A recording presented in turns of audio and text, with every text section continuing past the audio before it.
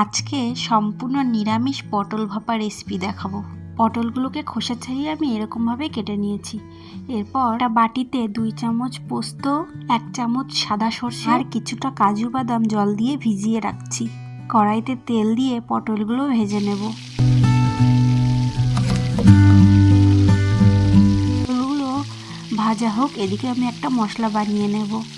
নিয়েছি কিছুটা আদা আর জিরে বাটা। এর ভিতরে দিয়ে দিচ্ছি পরিমাণ মতো হলুদ আর লঙ্কার গুঁড়ো। সামান্য জল দিয়ে এটাকে মিশিয়ে রেখে দেবো। পটল ভাজা হয়ে গেছে, তুলে রেখে দেবো। ওই তেলের ভিতরেই দিয়ে দেবো আর একটু তেল ফোড়নে দেবো গোটা জিরে।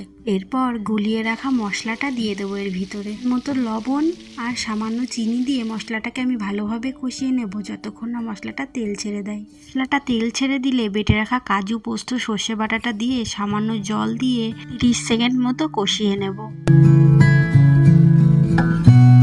মশলাটা তেল ছেড়ে দিয়েছে, এর মধ্যে দিয়ে দিলাম পরিমাণ মতো জল। ঝোলটা ফুটে গেছে, ভেজে রাখা পটলগুলো দিয়ে আমি ঢাকা দিয়ে দেব। 10 মিনিট মতো আমি রান্না করে নিয়েছি। পটল ভাপাটা প্রায় হয়েই এসেছে। এরপর এর মধ্যে দিয়ে দেবো আমি 1 চামচ গরম মশলা। পটল ভাপা আমার রেডি। এবার আমি একটা পাত্রে এটাকে নামিয়ে নিচ্ছি।